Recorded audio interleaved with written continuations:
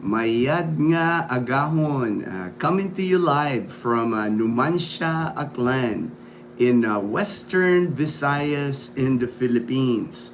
I'm having my morning cup of coffee in my coffee with Gino cup here.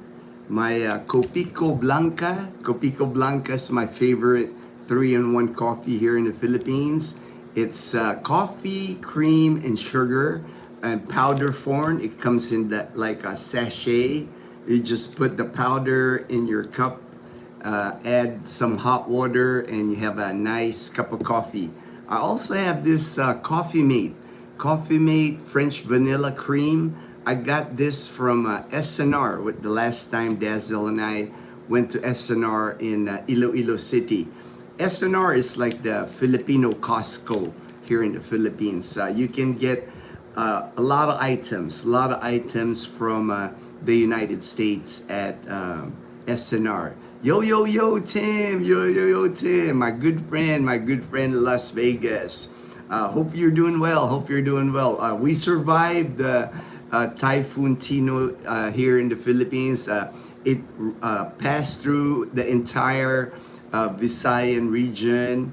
My prayers go out to everyone that was affected by the Typhoon Tino. Unfortunately, with these typhoons here in the Philippines, there's always casualties. I was looking up this morning. There was most of the casualties, most of the fatalities during this typhoon happened in Cebu, Cebu City area. Cebu City this year, province of Cebu, they've been really hit hard with natural disasters.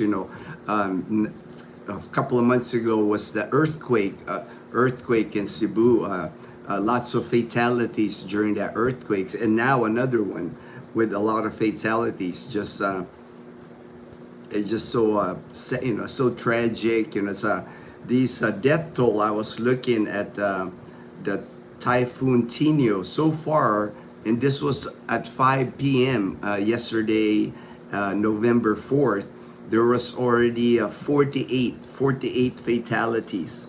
48 fatalities in like the Cebu area.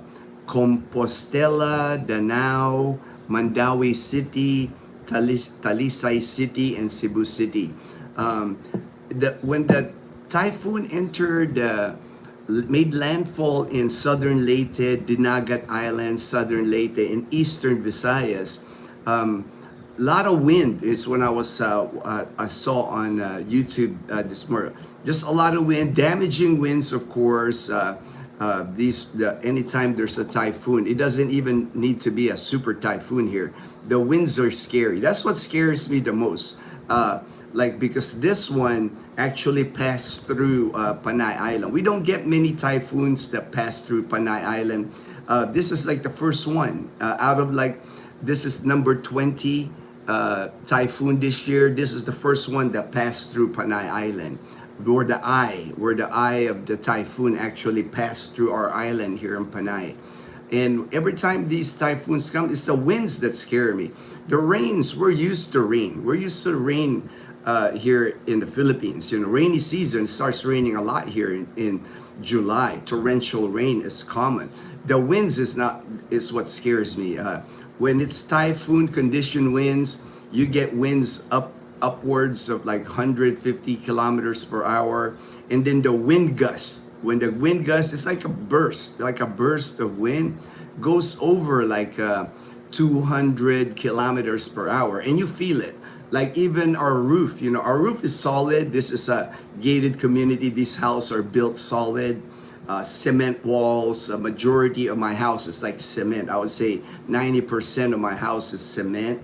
And the roof, their metal roof that's bolted to the cement. It's gonna take a really, really strong winds to lift the roof off my house. But still, every time a gust, I could tell Dazzle, I could tell Liana and Mom, they were worried because it shakes, and it makes sounds, because it's a roof like that that's metal, so it's it's buckling or it's doing something, making lots of loud noises. every time there's a gust of wind. So I know they're worried, and that's mostly what worries me. That's why we stay most of the time. We stay down here because now if the roof comes off the house, at least we're still protected because my ceiling here is cement. The second floor ceiling. But just scary times. Anytime a typhoon like. When you're in the eye or the path of a typhoon, it's not, it's scary. It's like it's like not. You get nervous. And my friends, Michael, Kat, and Laura, that Philippines life, they got spared too because at first, Rojas City was like the path. The eye was supposed to go to Rojas City and then us in Calibo because we're in line with like Rojas City. But it went south. It entered Cebu City. After Cebu City, it went through Bacolod City in Negros Island, and then it went to Iloilo City. The eye of the typhoon passed through Iloilo City and then San Jose, Antique, where my friend Fortune, he's got family in there. We were texting each other. Just not a fun time when it's like that. And here in the Philippines, the thing here, when a typhoon comes, you're guaranteed that you're going to lose electricity. That's guaranteed. If the eye of the typhoon is headed your way, you're going to lose electricity. And we did. We lost electricity yesterday. I would say about noontime yesterday, and I woke up this morning, it was on. So it's like it must have come on like last night, after I went to bed. And the thing with when the power goes out, a lot of your cell phones don't work either. It's like the smart globe, a lot of that stops working too. I don't know what's the connection with electricity, the towers, because a friend of mine watch our channel, Norman. I was on the live stream yesterday, and he actually texted Dazzle because he was worried because his partner that's in Leyte, he hasn't been able to communicate with his partner. He's in the U.S. He couldn't get a hold of, and that's what happens because like when the typhoons come, electricity goes down. A lot of people can't charge their phones. It's like there's no place for you to charge your phone. So when your phone goes low bat, there's no way to charge it. There's no electricity. That's why I tell people, if you can get these Blue Yeti power bank, like this one right here I have, it's the size of a car battery. This is like for us, it's like it keeps us informed because we don't lose internet. Like yesterday when the power went out at noontime, I just hook up our router. We have a fiber optic internet from Calibo Cable. I hook it up to the Blue Yeti, and we never lost internet. We all, and it's important, when power goes out, you don't hear the news, you can't check your phone, it's like you don't know what's going on. You don't know if you can't track things on the Windy app. That's like important. Like for us, I have it on my laptop here. I was tracking the eye of the typhoon yesterday, making sure if it's headed our way, because if it's headed, if that typhoon didn't go to like earlier projection was supposed to be Rojas City, like even Mike and Kat, they evacuated from the beachfront house that they live in. They went to their office. They have like a studio apartment. They evacuated that studio apartment because you don't want to be on the beach. You don't want to be in the beach. If you're gonna be like the storm surge. They have storm surge here, and then just the winds. The winds are like very damaging winds. Gavin, hey Gavin B, man, long time no see. Thank you, my good friend Gavin P. Brisbane, Australia. Man, I haven't seen you in a while, so I was like, I had to like think. I hope we are all safe. Well, during this whole typhoon. It gets scary. I'm not gonna lie because like the wind is like what worries me because very strong winds when there's a typhoon passing through. When the eye of the typhoon passes through your area, any flooding. So far, I'm not seeing any flooding in Aklan. It's I think the brunt of the flooding is in Cebu City. That's where all the flooding happened. I guess when the typhoon crossed, that's when it let loose of all that rain. But I haven't even seen flooding in Iloilo. I'm sure there's portions, I'm sure, between Rojas City, Aklan, Capiz, these area, Iloilo, Antique. I'm sure there's always, it doesn't have to take a typhoon to flood some areas here, but nothing severe that I have seen so far. I've been watching the news when I got up this morning. But Cebu is the one that really, they're even expecting the fatalities to rise, unfortunately, because houses got washed away. It's like a river overflowed, and I saw pictures. I'm sure people have gone online on YouTube.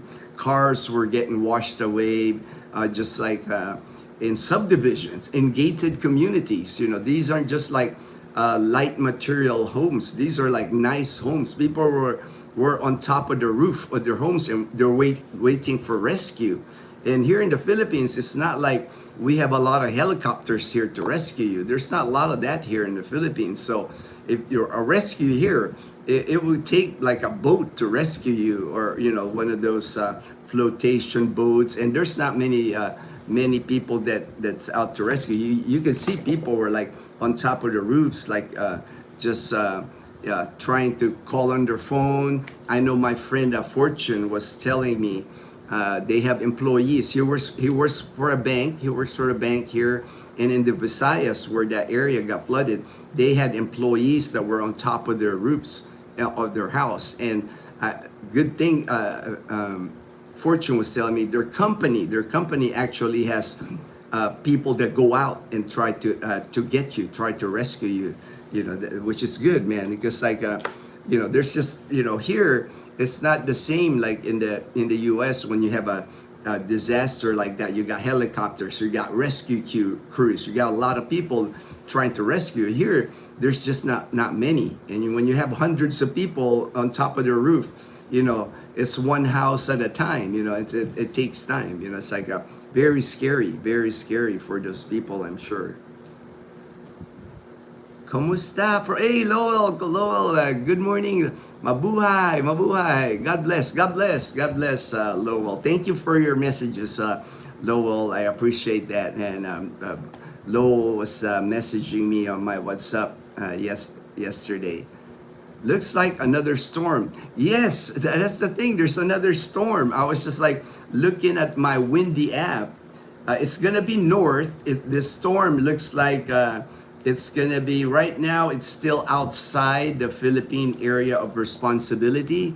They're predicting that it will enter the Philippine area of responsibility Saturday. So right now it's Wednesday, so about 3 days from now. And there's a high chance that this will be a super typhoon.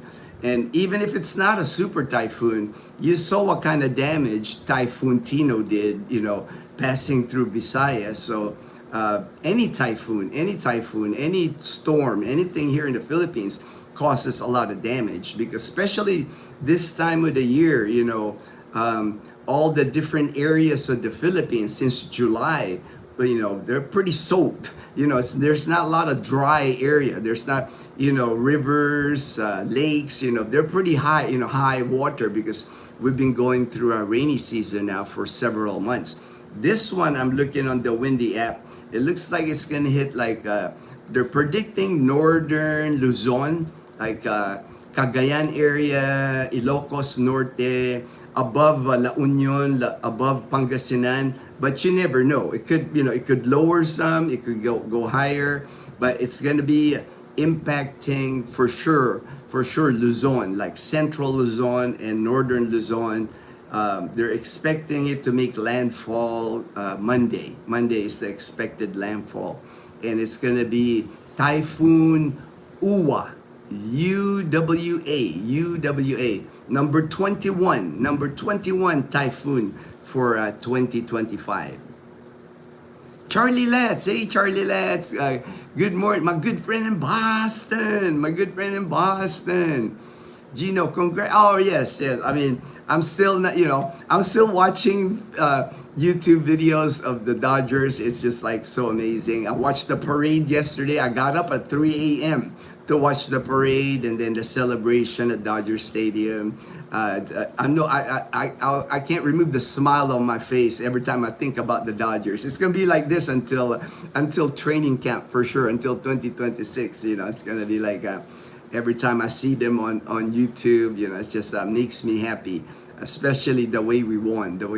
It's just so amazing. Game 7. It's like the most watched Game 7. I think the ratings were so like astronomical, and it was an amazing game. Greatest game I've ever seen. Greatest baseball game I've ever seen. So many highs, so many lows, so many dramatic action in the game. It was a great series. Yes. Toronto Blue Jays, they deserved the championship too. I mean, it was like a flip of a coin. It's like game of inches. Inches where they could have won easily. They could have easily won the championship. I heard about them typhoons. It's very sad, and I pray for those. Yes, that's the thing. We just gotta pray for everybody affected.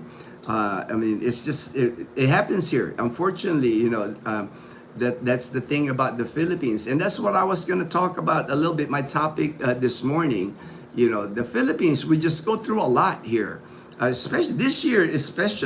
I have never, my 14 years here, I have never experienced this much earthquakes in the Philippines. There must be something going on, because it's like it's not just an earthquake; it's volcanoes. At the Mount Canlaon in Negros is active. Mount Mayon, Mount Taal volcano, everything's like active. So there must be something going on beneath the ground that we are not, because we can't see it. It's like because I've never seen a year here in the Philippines with so many earthquakes. Typhoons were used to it. Typhoons, we get 18 to 20 is the average typhoon each year. So now, Uwa, this next one's gonna be number 21. We're running out of the letter of the alphabet. I actually don't know what happens if we ever hit the a Z. After Z, do they start A again or AA? I actually don't know because I don't think I've experienced going more than 20 more than 24 more typhoons in a year. And that was what I was gonna it's like the one area. That's why a lot of people choose Dumaguete. Dumaguete City, Dawin in Dumaguete is really popular. Even Zamboanguita in Dumaguete, it's because they don't really get hit with typhoons in Dumaguete. Even this Typhoon Tino, it's like my friend Michael S. is a YouTuber too. Something simple too is his YouTube channel. He was live streaming in Dumaguete during Typhoon Tino, and barely any rain. They're almost like us. Like here in Panay Island, we don't get hit with many typhoons too. It's like, but when we do get hit by typhoon, it's worrisome. It's like. We've been hit, seems like the super typhoon that enter our area is like every 6 years. It happened in 2013, and then it happened in 2019. And I know they had a big typhoon here before I even got to Aklan province. I think it was 2008, Typhoon Frank, and it flooded Calibo, like a high flood in Calibo, like above 6 feet flood in the town of Calibo. So because we have Aklan River in the town of Calibo, so and I think that was the last major flood in Calibo. But normally we're pretty good as far as that's why I was gonna talk about that, because people, the Palawan right now, actually the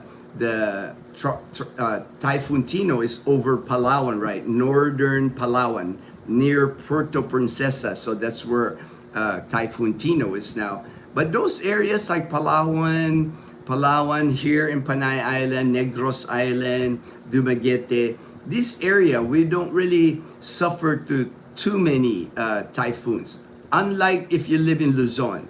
If you live in central Luzon, the Bicol region, if you live in Cagayan, Ilocos, if you live in eastern Leyte or eastern Visayas in Samar or Leyte, those two areas right there, man. If out of that 18 or 20 typhoons a year, you're gonna see more than half of it pass through those areas. So something to consider. I get asked about that all the time. It's like, where is it safe? Where is it, to avoid typhoon, to avoid earthquake? I mean, I don't think you can totally avoid it. Like right now, Palawan, they got Typhoon Tino. We had Typhoon Tino pass through us. Dumaguete, they were in line for the typhoon this past few days. So there really isn't like, this is a tropical island, so there's like, you're really gonna, experience natural events, typhoons, earthquake. I know there's no, I can't think of an area here. I've heard maybe Palawan don't get earthquakes, but I would never say never, because it's like the Philippines, we're just earthquake prone because we belong in the Ring of Fire. The Ring of Fire is like the area around the world that's like very susceptible to earthquakes. So to me, that's important, to know, because like, when you're trying to select like the area where you're gonna live, that's why I always tell people it's best to like rent first. Come here to the Philippines first, rent for about a year. Don't build anything or don't buy anything before you even get here. I know many, they get advice from their Filipina LDR relationship. They meet the Filipina here. The Filipina usually have a family. Filipina's family has land. So a lot of times, that's where you end up building your home, like at the Filipina family's land. But, to me, there shouldn't be no rush. There should be no rush. For me, why not come here first? Come here, stay in that compound, that land that belongs to your Filipina for about a year. I'm sure there's a house that's already built there before you even start building your house. Just so just so you get to that area, you check out the area. It's like a lot of Filipinos don't consider a lot of things like, is it a flood prone area? Are there landslides in the area? What's happening with the, are they mining the area? Are they removing trees from the mountain? Stuff that happens here. I mean, here in Aklan province, I don't know if you've heard that Dolomite beach in Manila, but in Manila Bay, it's a crazy project, just in my opinion. I'm not trying to slam whoever decides. In Manila Bay is like, it's not even a clean area, like not a clean bay. All the sewer and stuff goes out to that area, and they decided I think Dewey Boulevard in front near the U.S. Embassy. They built this beach and they moved like white sand in that area, but it gets destroyed every year by typhoon, by rains. And they took that dolomite from here, from Visayas. They took that white sand. They put white sand in barges and took it there to Manila. To me, it's like that can't be cheap, right? It can't be cheap, hauling all that white sand from Visayas to take it there to Manila Bay, but of course, when they took that sand here, I've heard that they even took parts of a mountain here in Aklan province, because I've passed through it sometimes. I see and people tell me, oh yeah, they're taking that to Manila, to Dolomite Beach in Manila. I'm like, what? And this is a mountain here in Aklan where there used to be trees there. There used to be like greenery there. Now it's like, you look at it, it's like a chopped up mountain with dirt, and nothing's growing now. They're mining it or something. They're doing something to it, So to me, it's just like, you gotta know, if any projects like that are are on the way before you start building your home, because a lot of people that I meet here, I mean, if you have a lot of money, no worries, right? If you got a lot of money, build. You know, it's like if you got, you know, big pension, big retirement, you save, you know, a lot of money. But if your retirement money is, you know, building a home is a bulk, you know, more than 50% of your retirement funds, you're gonna invest in a house here in the Philippines. You want to make sure before you build anything, you want to make sure that, you know, that areas, you're not gonna get flooded, you're not gonna get landslides, or earthquakes, you know, you're not in a typhoon alley. You know, it's like my friend Belus, he lives in Leyte. He understood that living in Leyte, you get a lot of typhoons passing through Leyte. So he built his home like elevated, like kind of like what James and Karen, you know, here in Balete, his house is on a hill. If it floods at James's house, or if it floods in Belus's house, we're all gone. You know, we're all gone here in the province because he's elevated up on a hill. So flooding is not an issue. You know, you got to think about things like that when you're building a home. And then my friend Belus, when he built his house, he was here. You know, he was supervising the building of his house. The rebar steel that they use cement, they pour cement into the rebar steel. He made it strong. You know, he made it like earthquake proof, like a triple, you know, quadruple the amount of rebar steel, all tied together. You know, it's like he sent me pictures of it. You know, he really engineered it to like almost like earthquake proof, that, you know, nothing's gonna like it has to be like a really super earthquake to damage his house. Said hi, Yeltsin. All right. Hey, dude. Hi, Turkey. Wow. Yeah, I've seen Turkey before, the country Turkey on our live stream, but not many. All right. I actually have a relative in Bulacan. Her son is like part Turkish, and Yasin is his name, and he looks, you know, he's not your typical Filipino. And now I'm planning to travel there first. Any suggestions? All right, Iloilo City. I mean, Iloilo City, man. I've said it many times on my live stream. To me, Iloilo City is the best city in the Philippines. Nothing comes close to Iloilo City, in my opinion now, just my opinion. Just because very well-planned city, even though it's a big city here in the Philippines, traffic is manageable. You will see traffic during rush hour. That's anywhere, any city here during rush hour, early in the morning, afternoon, when people are leaving work. But the diversion road is like 6 lanes on each side. The nicest people that you'll meet here in the Philippines are in Iloilo City, you know. And I'm not just saying that. When we go there, people are just super friendly in Iloilo City.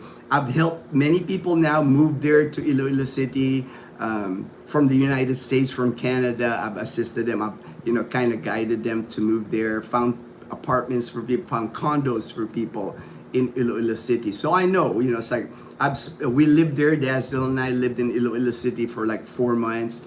I really enjoyed our time. Your Western amenities are there if you're looking for that. The most bicycle-friendly city in the Philippines. You're not gonna find a city like where you can ride your bike everywhere and be safe. The actual separate lane, or not, the bike lane is not even in the road. They built like a sidewalk kind of thing to ride your bicycle. Esplanade, you can ride your bike at the Esplanade. You can jog. Very walking friendly, a very walking friendly city, and very safe. I have never felt in danger or unsafe in Iloilo City when I walk there, even at nighttime. Dazzle and I, we go to like SM City, Iloilo, the mall, and the mall opens like till 9 or 10. And when I'm leaving the mall, walk to the hotel, never feel unsafe, you know. So you're picking a good spot if you're going to Iloilo City. A lot of people that go to Iloilo City now, they go to like the Mandurriao area of Iloilo City because of all the condominiums, you know. Tons of condominiums. You're not gonna have a problem. Avida Tower, the Palladium, Madison one, so many condominiums right near the mall, right near SNR, walking distance to like big malls. I know not all people like living in a condo. They feel like they live in a shoebox when they live in a condo. I like it, man. We lived in a condo there for 4 months, and I enjoyed living in a condo. James and Karen, all right, James, all right, my good friend James in Balete. We had a lot. Oh yeah, I know. James had mentioned in Balete. We were texting yesterday during the storm, during the typhoon. He said a lot of wires, a lot of the power lines in Balete were down. So hopefully you got your electricity back, James, because it must have come on last night. I went to bed already, but this morning when I woke up, our electricity is back on. But I haven't been out in Numancia, the plaza or Calibo yet. But I'm looking online, and I'm not usually. People here in Numancia, our town, or my friends in Calibo, usually they'll send pictures like of if there's down power lines, or it looks like we were really lucky with this typhoon, Calibo and Numancia. I didn't see any flooding. I didn't see any down power lines. So we were spared. We were spared from all the damages of Typhoon Tino. I'm sure they're busy, James. I'm sure they're busy. Akelco, Aklan Electric. I'm sure they're busy trying to get all those wires fixed in Balete. Guitar. Hello, guitar. Liana's school on Friday. Right now, Liana doesn't have school today or Wednesday. Maybe tomorrow or Friday. But I'm gonna take her to her Kumon today because her Kumon in Calibo should be open today. It was closed yesterday, Monday and Tuesday. It was closed, so she's ready. She already did all her assignments on the Kumon. So when after this live stream, I'll wake up Leanna and then I'll take her to Kumon this morning. Said hi, Yalcin said hi. Hello. Hey, Michael C. My good friend, Entrese Martres in Cavite. Yeah, we're good. I'm having my coffee. Last night, when I went to bed, we have this speaker. It's like rechargeable speaker, karaoke machine speaker. So last night in the dark, Mom and Dazzle was singing karaoke here in the dark before I went to bed. I could even hear them upstairs while they were singing until I fell asleep. Because I woke up so early yesterday.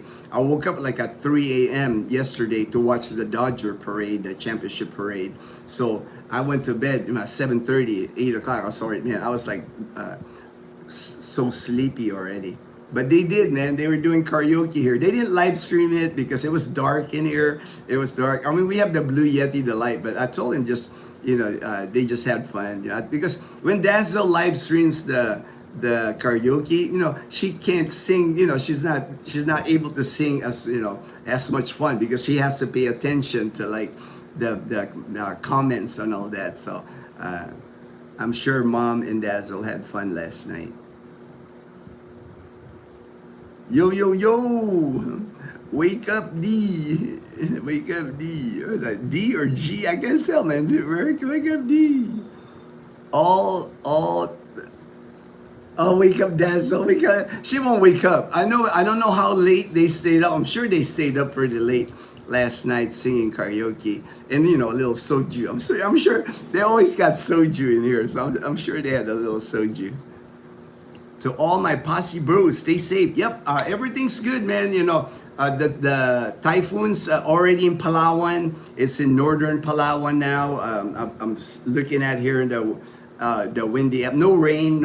It's cloudy, but no rain this morning. No wind. The gust is gone. The wind is gone. So back to normal. Back to normal here. It's still out here. James says, still out here. I'm going to go back on the comments here, all right? Pinoy in Washington. All right, Pinoy in Washington. Hello, bro. Gino, happy Sunny Tuesday. All right, it was Wednesday here, Wednesday morning, but it's not sunny. It's not sunny here. I didn't see a sunrise this morning. It's still cloudy. It'll probably rain still here today. In Honolulu, Hawaii. All right, Honolulu, Hawaii. All right, staying at Halikoa. Nice. I know Halikoa is the military. It's a military resort. A military resort on Waikiki. My friend goes there. He lives in Mililani, but anytime they have an event at Halikoa, like 4th of July or New Year's, he takes his family to the Halikoa because they got fireworks. Enjoy the day at Halikoa. It's a nice hotel. It's one of the military hotels in the world. I know Halikoa, is one. In Japan, in Tokyo, there's another military hotel there, the Nusano. Very popular, very popular with the military people because the charge or how much it costs to stay is based on your rank. Based on your rank. I'm avoiding the cold weather in the Pacific. All right. I can't blame you, man. That a lot of people do that. A lot of people that I know that live in the U.S. that live in cold climate, especially the Canadians. They're snowbirds here. They half and half. Spend half the year here in the Philippines, half the year in the U.S. or Canada. I mean, if you can afford it, right? It's like I always tell people that's the best situation if you can afford it. Afford 6 months here, 6 months there. We actually met a couple, that were here when we were eating a cafe latte the other day. They're from California, and they split their time between Numancia and California. Even though it doesn't really get cold in California, but. It's just probably a good, like the split time. They're retired, so they can do that. Oh no, power at the moment. Right now we do have electricity. We do have electricity here. But that's common. Anytime rains come here, anytime there's a typhoon, you're gonna lose electricity. That's why I always tell people the Blue Yeti, Jackery, EcoFlow, power bank.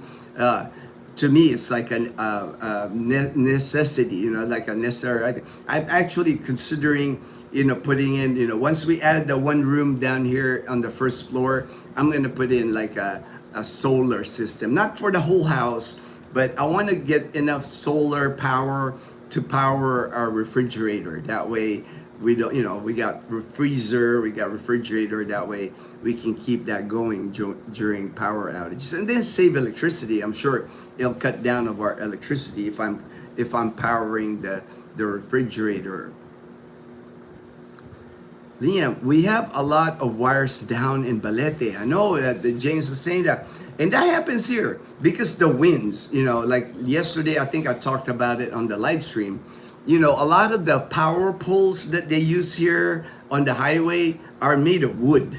Here in our subdivision, we have metal. We have metal power poles. So I've never seen a power pole here in our community. This is a gated community called Camellia Clan. Manny Villar, the Villar family built this subdivision. I have never seen a power pole here fall in my 9 years of living here now. So I'm thinking they should probably use metal power poles, right? Because I've never seen these things go down. Now the wooden power poles. Let me see. I can tell. This is mom. This is mom coming down. I usually have to look and say good morning, mom.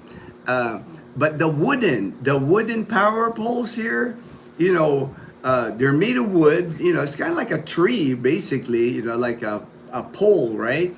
And a lot of times the power poles here, they're also supporting like transformers, like this big, looks like big trash can looking things. I'm sure they're heavy. And then you got spaghetti. I call them spaghetti wiring.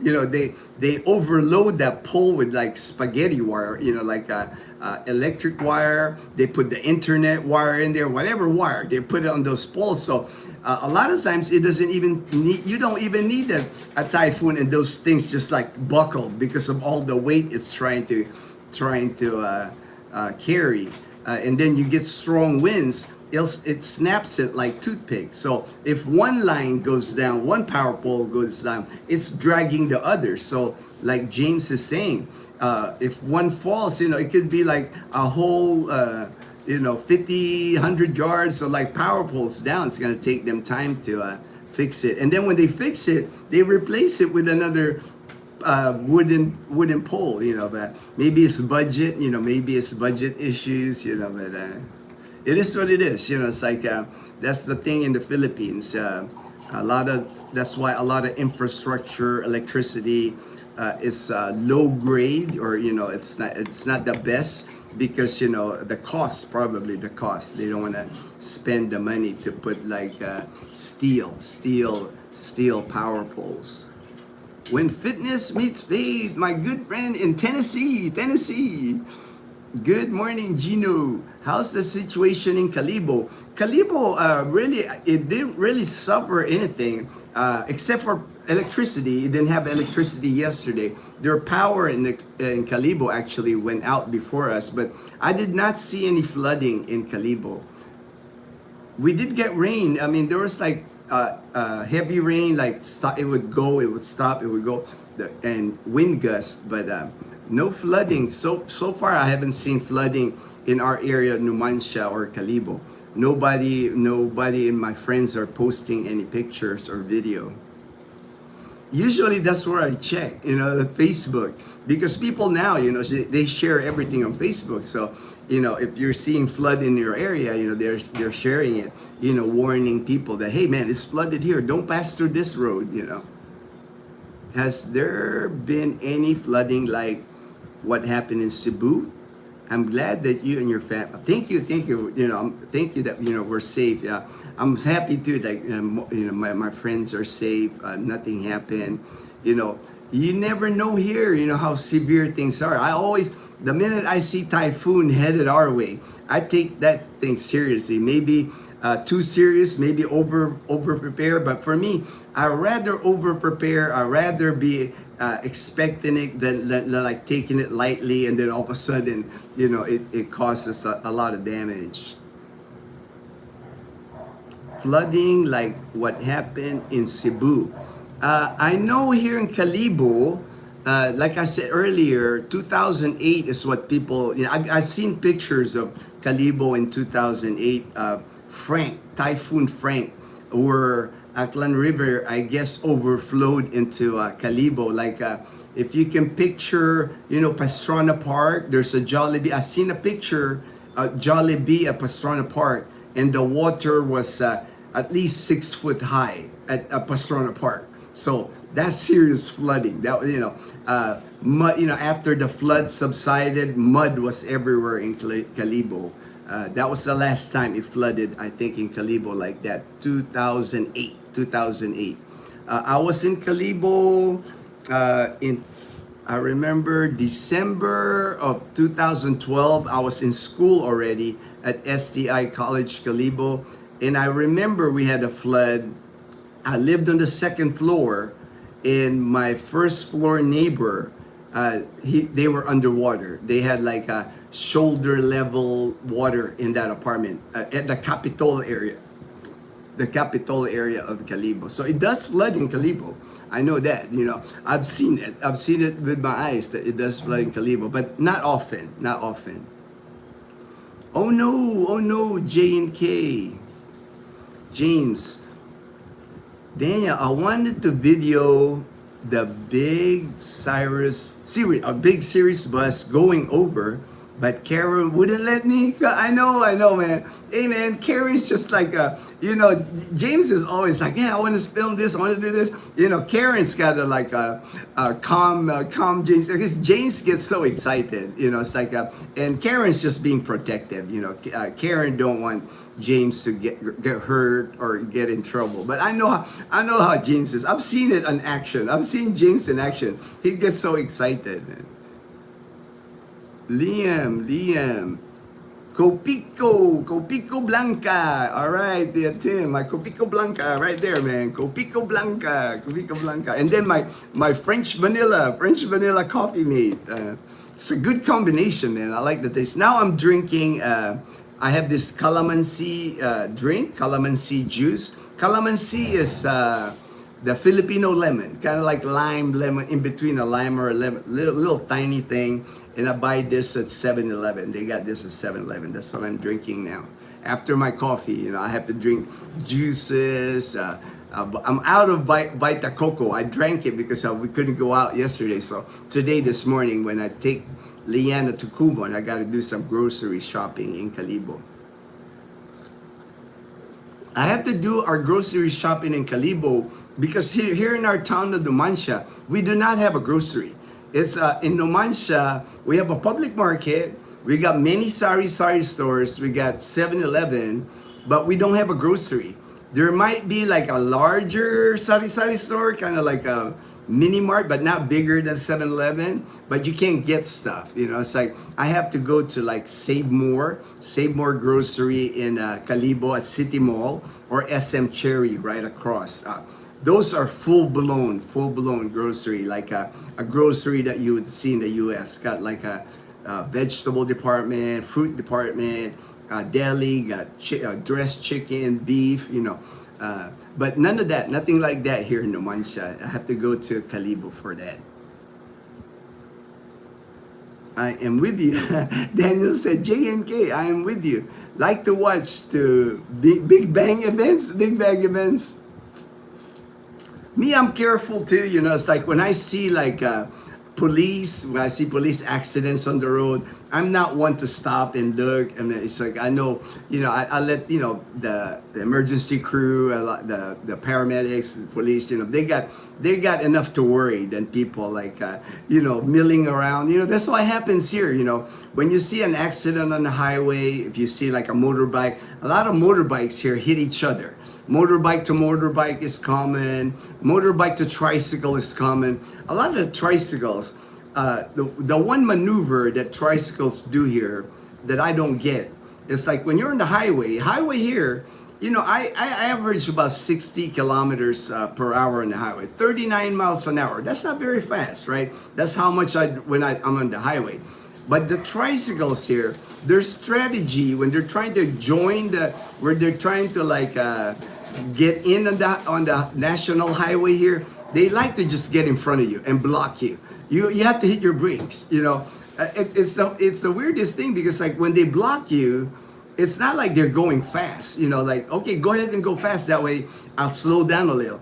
They'll like make a U-turn, block you, and go like 5-10 kilometers per hour because they got to accelerate. It takes some time to accelerate. So they basically like to block you, or you even see motorbikes like on a four-way intersection. They're like inching their motorbike. Like they're looking at you, they're like inching their motorbike. And right when you get near, they're gonna put their front wheel in front of your car. I mean, I'm like, you know, why, you know, they're like putting themselves in danger, you know. It's like, I'm like, whoa. But me, I've learned, I'm super defensive. The minute I see a tricycle from a distance, a motorbike, I immediately just slow down. I always like wave them through because like, I don't want to take a chance where I'm like, the minute I'm crossing is when they'll get in front of me. But so many accidents here happen like that on the intersection, so many. Like I said, motorcycle to motorcycle, tricycle to tricycle, happens all the time on the national highway here. Tim Arnett, glad you guys are safe. My prayers are, thank you so much. Thank you so much for the prayers. And of course, prayers to like everybody affected by Typhoon Tino. Cebu got slammed. You'll see the videos and you see pictures of it, but I'm sure it's way worse than it looks. You know, it's like I've been through areas like that get devastated like that. You know, it's like that's terrible. That's terrible. Says Liam. May need to invest in a Sea-Doo. LOL. You know, actually, Daniel, you would not be the first to invest in a Sea-Doo. I have seen Sea-Doo in Manila during the flood. You know, even Manila, the biggest city here in the Philippines, when a typhoon passes through Manila, it floods in Manila. And yeah, I have seen Sea-Doo in like downtown area, in the financial district area when it's flooded. You see somebody on a Sea-Doo. You know, they do have them here. They do have it. I know here in Aklan province, I know many people here that own a Sea-Doo if you want to get one. What is the weather like during March to July in the Philippines? All right, I've mentioned this before, Daniel, but the weather pretty much in the Philippines from January to June, that's like the best time for traveling to the Philippines, enjoying the summer. Usually at February, end of February, March, April, May, very hot. I mean, it goes from hot, hotter, hottest. You know, those almost like really dry drought, almost drought conditions here. There's been years here where there's like wildfires here in the mountain area because it gets so dry during March, April, and May. Those are like the summer months. So January to June is the best time to go to the Philippines. You can travel the ferries. You're not going to worry about cancellation of the ferries. But you come to the Philippines anywhere from July to December, like right now, you can't travel by ferry, because the typhoon, is still in Palawan. So if you're near that typhoon, that Tino, when it crossed through Eastern Visayas, Cebu, Panay Island here, all the ferries were closed. No water travel. The Coast Guard shuts down all the ferry travel. So right now, I was watching it earlier. There are thousands of people sleeping in like the terminals, the ports, the ferries. Airlines are shut down. A lot of canceled flights. So if you're flying out of Manila right now or Cebu City, long delays. It would not surprise if you get delayed a day, 2 days.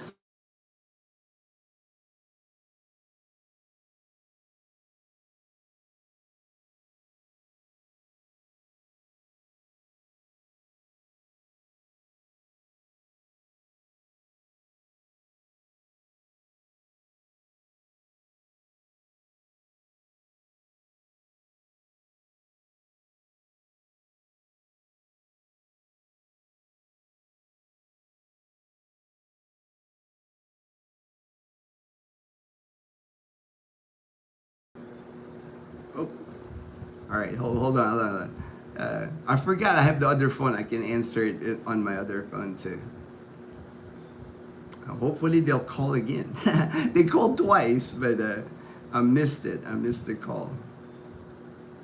All right. I guess not. I'll call them back after.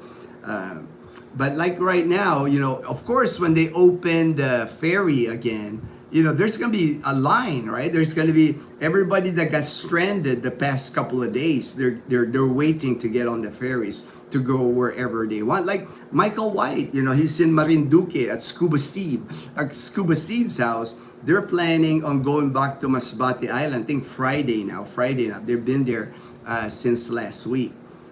They couldn't travel. No ferry. They couldn't travel. So on the months that you put, Daniel, March to July, I would say travel, do things, fun things, March to June. Oh, towards. Oh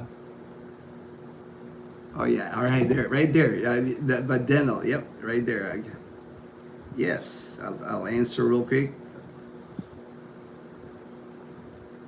30, I'll say 2:30 p.m. my appointment.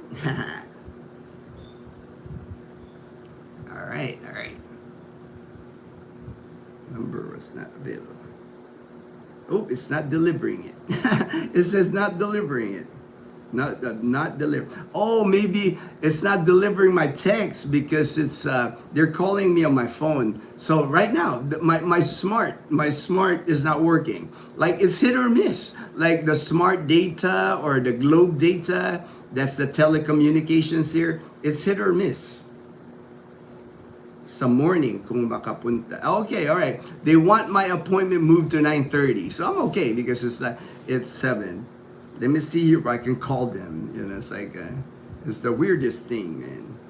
Here, I'm gonna just try to call them. I'm just gonna call them. The people are probably canceling their appointments, so they want me to come in early, which is not a problem to me. I'm easy, man. I'm easy. It's like our work. It's like whatever they need me to do. But it's not connecting because, you know, again, the smart is not working. It's not connecting the phone. Those are just kind of the things, you know, random things that happen here that I know drives people crazy sometimes. I could be in Calibo sometimes and my phone just no signal. You don't even get like one bar. You know, that stuff happens here all the time. Brian, hey, good morning, Brian, my good friend in Galveston County in Texas. Peanut Butter made it. Hello, everyone. All right, Peanut Butter Travels. All right. When fitness, let's all continue praying for God's protection. Amen. Amen, sister. Amen, sister. And strength to get through all these calamities. Stay safe, brother. Thank you. Thank you, sister. Thank you, my sister. God bless. God bless. God bless. Thank you. Thank you for that. Thank you for the prayers. Didn't Johnny Cash do a song, The Ring of Fire? The Ring of Fire. Is it I can't think. You know, I do know who Johnny Cash is. I've seen the movie. I've seen they even made a movie, Johnny Cash movie. I've seen that movie. They might. I mean, you know, that sounds like a song that Johnny Cash would sing. Brian, pockets get lined with projects like that, Gino. It's all brother-in-law deals. Pockets get lined with projects like that. Okay. If you're talking about the flood projects, I'm sure that's like what's in the news, Brian. You know, it's like, you know, unfortunately, they spend a lot of money here in the Philippines on flood control, try to, you know, do they can, but, you know, the corruption here, you know, it's like, I think that's well documented. Well, you know, there's people protesting on the corruption here, but nothing ever happens in the Philippines. That's the sad thing because you don't know who the bad people are. You know, it's like it's hard to fit. You know, it's like I don't get into politics here, but you can't tell who's the good guy, who's the bad guy. You know, everybody gets accused of being corrupt. So it's like it's a never-ending story that, you know, never. It doesn't get fixed. You know, corruption in the Philippines. There's been corruption in the Philippines when I was a kid. You know, in the 70s here. You know, so it's never gonna change. You know, I think that's around the world now, especially. I think, you know, it's like corruption's just everywhere. People get greedy. You know, people just get greedy. Good AM, Gino fam and the Panay Posse. All right, Fortune. My good friend, in Bacoor, Cavite. Me and Fortune were texting all afternoon yesterday because he was tracking the storm because he's got family in Iloilo City area. He's got family in San Jose, Antique. Yes, all good here, man. All good. No rain this morning, no wind. Electricity's on, so everything's back to normal. My dental appointment, they're trying to like bump I'm supposed to go to my dental appointment at 2:30. They want me to come in at 9:30. They're like calling me this morning. But no problem. I can take Leanna to Kumon. Then I'll head to. Looks like I'll be busy this morning after this live stream. I'll just do Kumon for Leanna, my dental appointment, go to the grocery. So it's busy. Gonna be a busy morning for me after this live stream. Good AM, Gino fam and the Panay Posse. All right, and then I gotta check on my guys. You know, I was. All right, there. Let me know if you're available for a phone call after the live stream. Okay, Brian was saying if I was available for a phone call. Of course, I was checking on the Panay Posse. I was checking on Edgar, Gray, Mel, you know, everybody that's here in Calibo. Everybody's good. I know everybody's good because we weren't really, Calibo really just only electricity was the main thing in Calibo. There was no flooding, no damage in Calibo for Typhoon Tino. Good AM, Lowell, Charlie, James, and Karen. All right, Fortune. Saw the wires down in your vid, James. Okay, I haven't watched it. I haven't watched it yet. You know, I gotta look at that. You know, maybe James just posted the video. I'll have to watch that. Good AM, Michael C, Daniel, Peanut Butter Travels. Aloha, Derek. Aloha, Derek. March to May is very hot. Yeah, that's what I was saying, man. Boracay, if you go to Boracay March to May, it is hot, man. That white beach, that white sand in Boracay, it's like you better be hydrated. I bring an umbrella. I carry an umbrella. Love you, bro. Didn't get this. All right, great message me. Great message me too. Because like the thing, Greg just answered that. I sent him a message yesterday because of, like I said, the smart tower globe. Power goes out, telecommunications go out. So if you don't have internet, there's no way for you to communicate with people. June to July starts rain. Yep. That's why I try to do for the year. I try to do all the activities, all the resorts, going out, driving, long distance driving. I try to do all that from January to June. I just know for myself, come July to December, we try to limit our travel, because so many things happen during the rainy season here.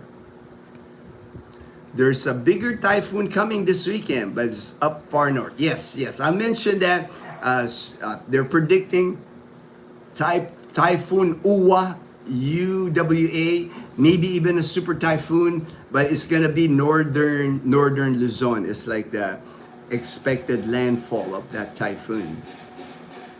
Bill Meyer, good morning, Bill Meyer.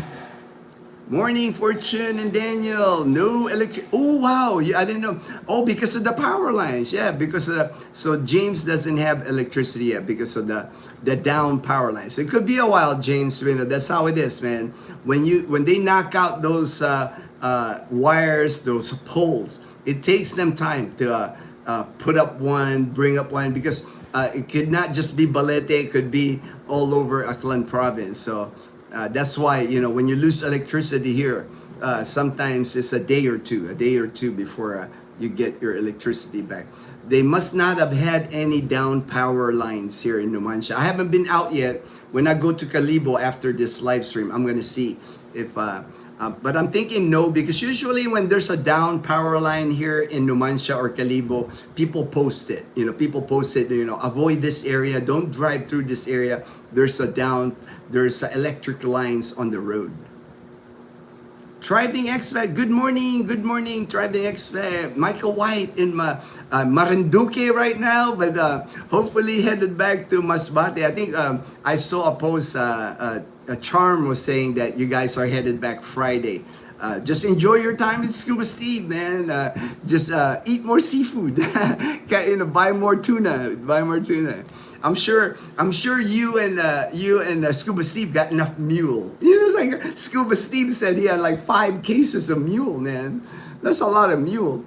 Mule is a drink here in the Philippines. It's an alcoholic drink that people enjoy here. Can you please stop? All right.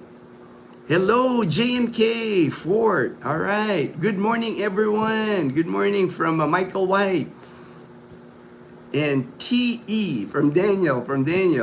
Still no word on ferry travel, so we are still stranded until Friday. Hopefully home by Saturday. See, that's the thing, it's like, Michael White, he's waiting for word from the Coast Guard whether they're opening up the ferries. So the ferries are closed. If you're in an island here like Boracay, I haven't heard yet whether they open people. When you go to Boracay, you might get stranded in Boracay. When the typhoon passes, even though it's only like a 15-minute boat ride from Boracay to Caticlan, 15 minutes. I mean, you could see it. You can almost feel like you can swim it. It's like, it's so close. Like, let me get a little banca and I'll go through. But the Coast Guard shuts down all operations. And if you try to use a private banca, wouldn't be surprised if the Coast Guard arrest you. So, that's why, when the ferries close like that, there's going to be people at the ports, at the different ferry ports, jetty ports. There's going to be tons of people there waiting for them to open it. So when you travel, you're going to be traveling with a lot of people. There's going to be, expect like long lines. People been waiting a few days now to travel back to where they need to travel back. Gino, usually Kumon follows declaration of classes.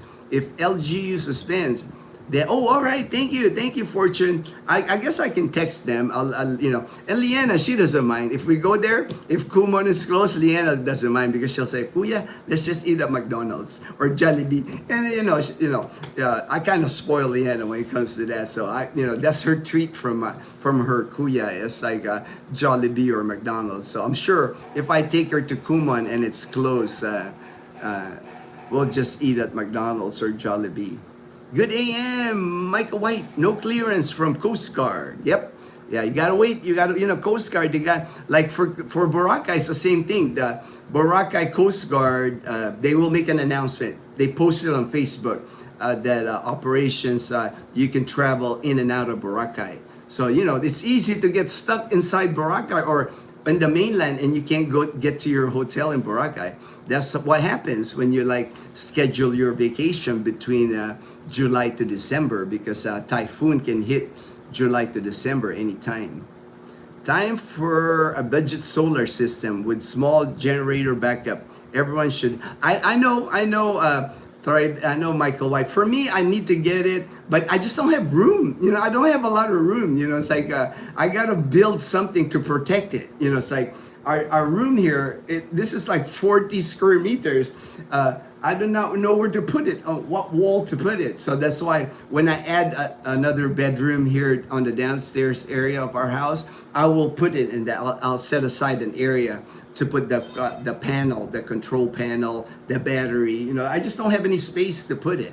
And I want to protect it. I don't want to put it out there. In the elements. I don't want it getting wet and all that. So it's coming. It's coming. I'll have it set up by this coming summer. Once March hits, summer months, I'll definitely invest in it. I got the money saved up, so it's like. And now James, he went to the solar system place at Calibo. I seen where it is, so I know where it is. I know the price, so I'll make a trip there and see what kind of like you said, like a small a budget solar system.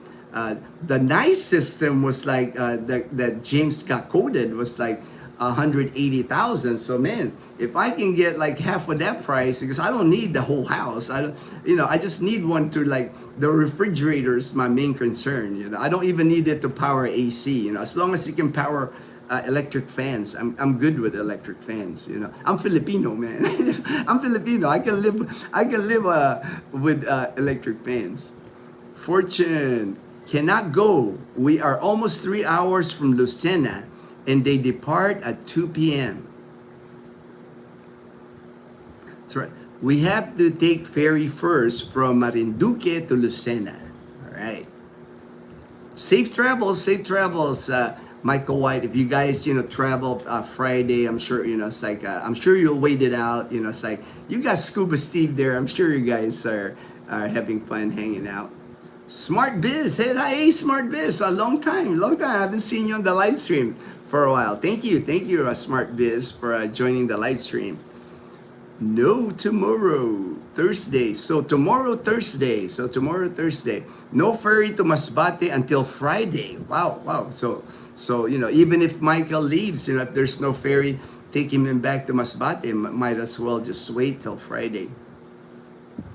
So Lucena to Masbate, Monday, Wednesday, Friday. Hope all okay there. Agree on avoiding cold weather. Baguio is about as cold as I need. Baguio, yeah, and it's really not that cold anymore in Baguio. Smart Biz, I've been there. I've taken Dazzle twice to Baguio, and both times I went to Baguio, I was wearing shorts and flip flops. It's not cold anymore in Baguio. Maybe back in the day, in the 70s, growing up, it was cold up there, but it's no longer cold because it's a city now. There's too many. The pine trees are gone. It's mostly buildings now. You have to go to Camp John Hay, the old U.S. military recreation base, to even see a pine tree now in Baguio. It's like any other city now. It's like buildings, malls. It's like. Masbate to Lucena is Tuesday, Thursday, Saturday. Oh, okay, all right. They have I guess it goes one way the other day, the other way on the other days.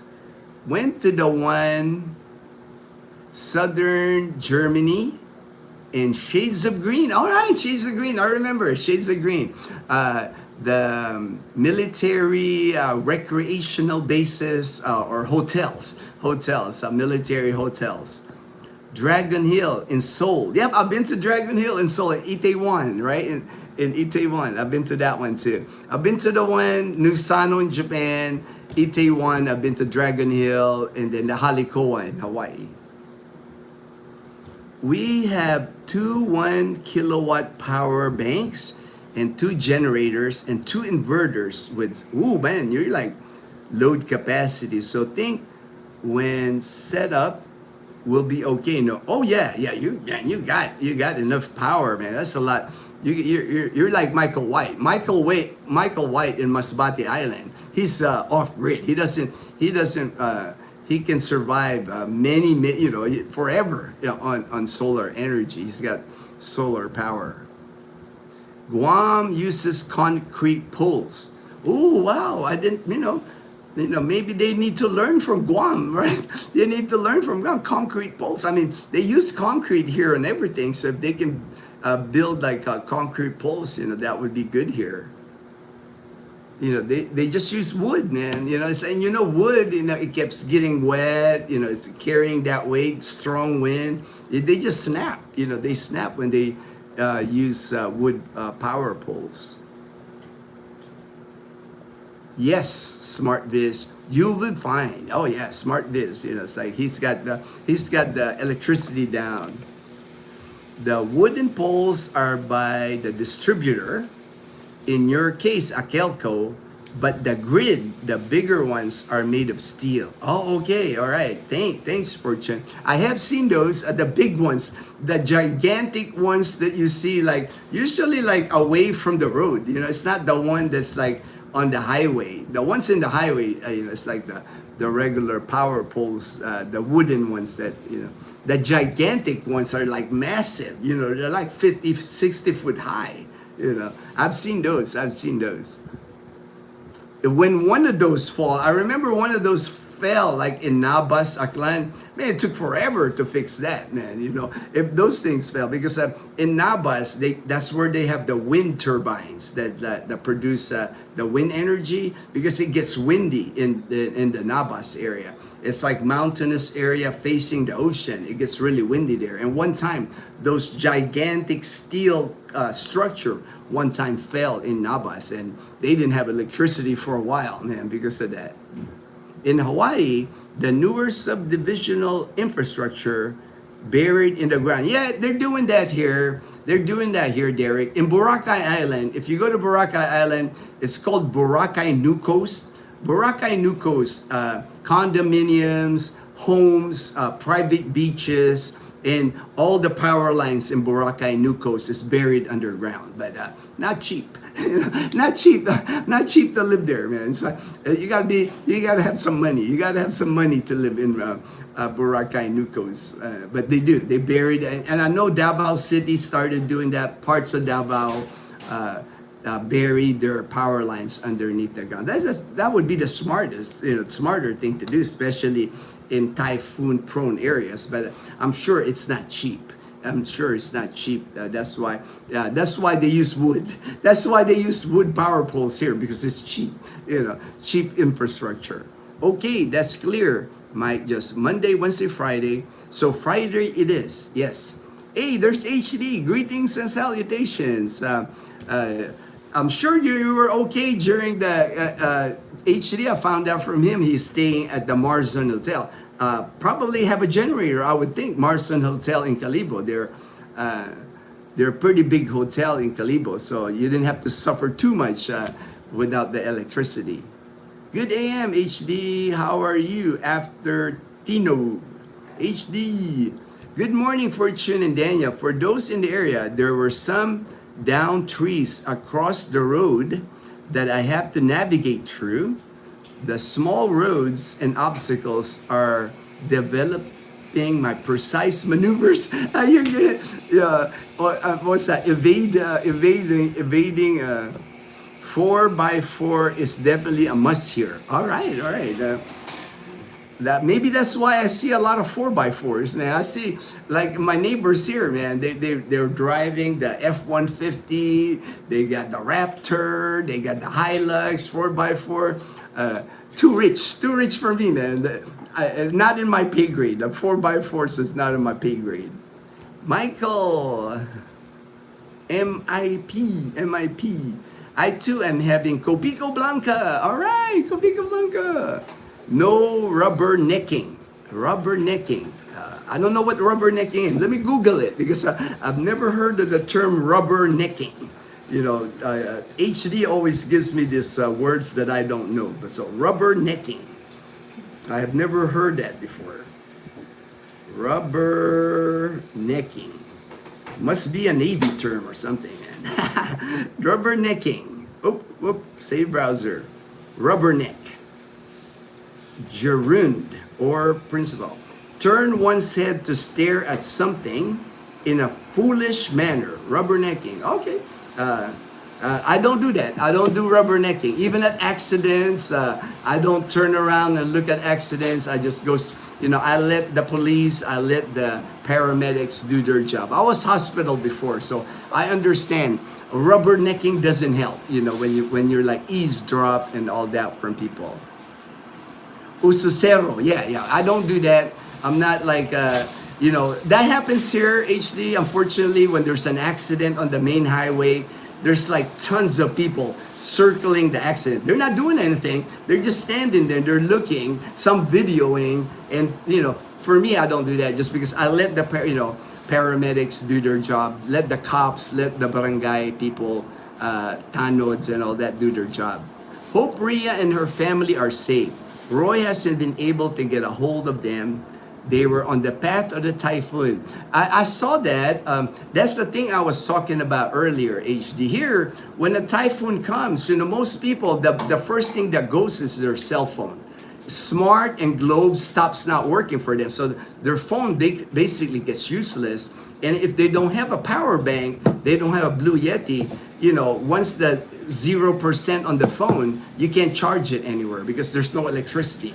So that, something to consider, if you're like, you have an LDR, you have a Filipina living here, make sure you get them a power bank, make sure you get them, now they got Starlink mobile, like James. Like James right now doesn't have electricity in Balete, but he has access to internet.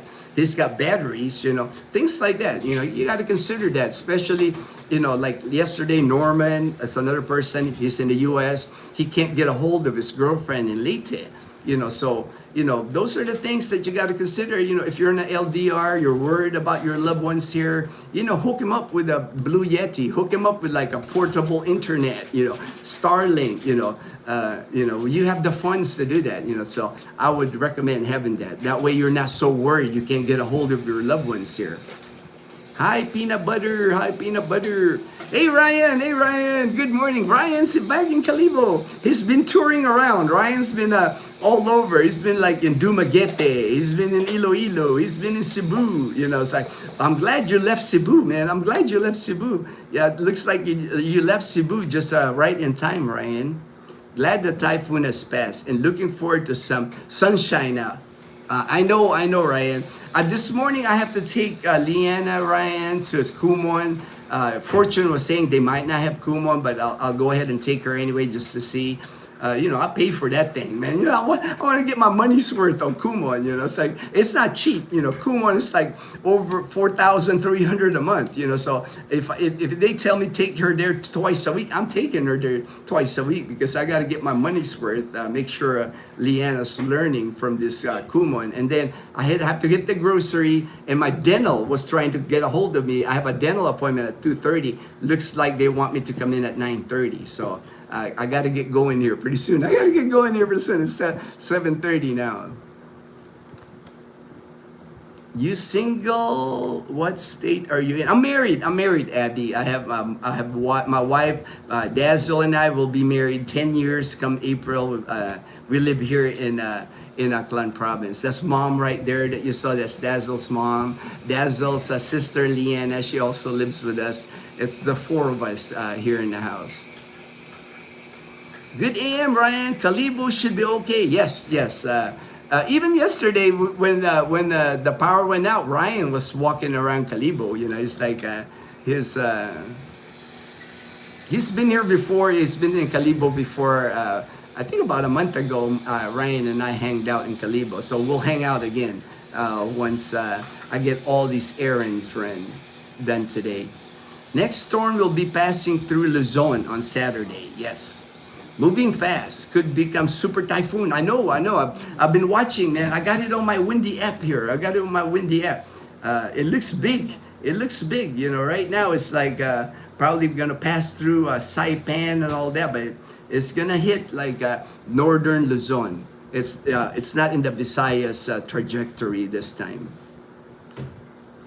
Manila is going to see a lot more flooding after they get Manila Bay filled in.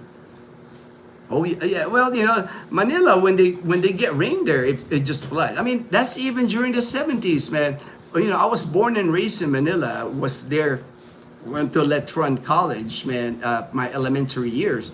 It's always been flood prone. Manila's always been flood prone. You don't even need a typhoon to flood Manila. If it rains straight for 1 hour, just torrential rain, there's flooding in Manila. There's like the España area that's always flooded. Retiro, I know, always flooded by the Chinese cemeteries. Always, there's areas in Manila, just like it doesn't take much to flood it. You know, so if a typhoon passes through Manila, forget it, man. It's like you need a sea-doo. You need a sea-doo in Manila, man. Fortune can tell you that. You know, Fortune, he travels to Manila to work from Cavite. So Fortune's always got his eye on the news, eye on what areas in Manila is flooded. Said hi, HD, retracted. Said hi, John Vasquez. I'm on smart data right now. It's working. I'm in Albasan. All right, we met some people from Albasan, Numancia, the other day, man. When we were eating at the Cafe Latte, there was people there from California too. From California, they were staying they have a compound, I guess 4 or 5 homes in Albasan in their one compound. I don't know where that is. It's just heading towards from the plaza, Numancia Plaza, is headed towards Makato on the left there, Albasan, Numancia. Are you iPhone or Samsung? iPhone. I got like used iPhone. Like this iPhone, I think this is an iPhone 10. My good friend gave this to me when he vacationed here. Vincent from Northern California. And my other phone, the one I'm talking to you, is an iPhone 11. It's a hand-me-down. These are hand-me-down phones from friends of mine. This one from my best friend in Hawaii. They know I'm frugal, man. They know I'm frugal. So a lot of times my friends, they know I'm frugal. If they have a phone, man, I'm not using this phone. You want it? I'm like, yeah, I'll take it. I'll use it, man. March to June, maybe July, I'll be in Cebu or Manila, completing my SRRB. All right. You know, it's like, do the thing, man. Do your thing, Daniel. You know. Jerry Lee Lewis. That's like a great balls of fire, right? Jerry Lee Lewis. Fortune. My relatives in San Jose, Antigua said heavy rains, strong winds with the eye pass, but no flooding, electricity. Oh, wow. Glad to hear that, Fortune. Uwan. Yes, Uwan. UWAN is the next typhoon. Number 21. Typhoon number 21 for the year. Gino, some lines are down, but not completely down. I had to drive under some of the poles hanging on the road. Okay, thank you for the heads up, man. I'll have to be careful. I have to be careful heading to Kalibo. Hopefully there's no power lines hanging on the highway, because that's common here. The highway from the national highway from Numancia to Kalibo, it won't surprise me if there's like power lines hanging down on the highway. I've seen that many times here. Yes, bring Leanna along. even if possibly no Kumon. Anyway, you need her handy for your other errands. Yeah, yeah, it's like she likes to hang out with her kuya anyway. We'll do Kumon for Leanna, Mom. You can wake her up. I'll take her to Kumon this morning. It's still early. I think Kumon opens at 8. I got to check my phone. So it's 7:30. So we got time. It doesn't take Leanna long to get ready. Hey Gino, we are safe. Thank you, Kim Mandal. Initially, we were at the direct path. The eye of the typhoon was supposed to hit Rojas City and then Calibo next, but it went south. It went to Iloilo City instead. Iloilo City is about a 3.5-hour drive from us here. So and even Iloilo City, even though the eye passed through them, I didn't see any flooding. I haven't seen any video in Iloilo. Most of the flooding happened in Cebu City is the flooding happened. Iloilo City, I have not seen a video that said it flooded in Iloilo City, because a lot of times when the typhoons, they come from the Pacific Ocean, of course the initial landfall, usually eastern Visayas, that's strongest winds. And then when it hits central Visayas, it's already hitting land. So it has a tendency to weaken. And then once it passes Cebu, it comes to us here in Panay Island. So I guess it was weaker by the time it got to us here. Hello everyone, Scott. All right, Scott. Hello everyone. Good AM, Kim. Good AM. We'll get my hair dyed brown today. Red is just not my color. All right, Michael White. Red is not your color. I moved to all right. Extension of classes to ensure, yeah. Private and schools. Private, yeah, but Kumon is not a private school, so I don't know if they're. I can check them. I can text Kumon to make sure if they're doing Kumon today. I moved to Numancia. Wow, you moved during the storm, man. HD moved that's during the typhoon, man. Like and subscribe. All right, Fortune, like and subscribe. Hey, JP, hello, Gino and the posse. Hi, JP. HD, Master Yoda, Daniel and Thriving. HD is in Numancia now. Yes, HD's been staying in Calibo at Marson Hotel. I didn't know till the other day. He I think on the live stream he mentioned, because he saw that James and Karen, Michael and Kat and Laura and I, we went to lunch together, and he was staying at the hotel, but we didn't know that he was staying at that hotel. But he had plans to all along. He's been fixing a house in Numancia. It's not far from our house here. Fixing the house that he's gonna live in that house. Alan, howdy Gino, Alan, Bruce Jones. And it burns, the ring of fire. All right, Johnny Cash. All right, now I get it. It ring a bell now. The song rings. Thank you there, Bruce. The ring of fire. I know. I like Johnny Cash. I like he's got that voice. Johnny Cash has that voice. He's that rebel. The man in black. The man in black. The black cat, black everything black. He's a bad man. He's a bad man. I like Johnny Cash, man. Yes, JP. Move closer to the house that needs work. Plus, staying at the hotel is very expensive. Yeah, Marson Hostel is not cheap. The reason to stay is to ease the transition and the convenience of being in town for paperwork. Good AM, Fortune, and everyone. All right, Kim.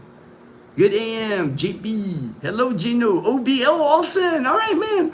Olsen made it. Olsen, Leah, and Isaiah. Hey, good buddy, Isaiah. Hello, Gino. Panay Posse. Hope we're all doing well. Nothing eventful for us during the Typhoon Tino. I mean, it did pass us through here to Panay Island, the Typhoon Tino, but closer, the eye of the typhoon hit Iloilo City. We're north of Iloilo City. But we did get rain. Some of the wind was kind of scary. It's like the gust, our roof, like it kind of like makes a weird sounds with the gust of the wind. But we're okay. We're okay. Thank you. Thank you. We're doing well. Back to normal. Back to normal today. No rain, no wind. Thriving. I dropped a like on your motor trade video. Great video. Ooh, wow. I got to check it out. Motor trade. I know what motor trade is, JP. I got to check it out. Hello, OB. Hello, JP, Fortune, and HD. All right. HD said, hi, OB. All right, I got to the bottom. Of the comments. So, like I said when my topic earlier with, I always recommend to people, before you even build, before you even do, heavy investment or something here, try out the area first for like a year. It's easy enough to find a rental here that you can try for a year, especially if you've never been here or haven't been in the Philippines for many years. It's best to like find out, like when you live in an area, like let's say you move to Calibo, you live here in Numancia. Just from talking to people, talking to your neighbors, you're gonna find out where does it flood here? What are the things that you don't like about the area?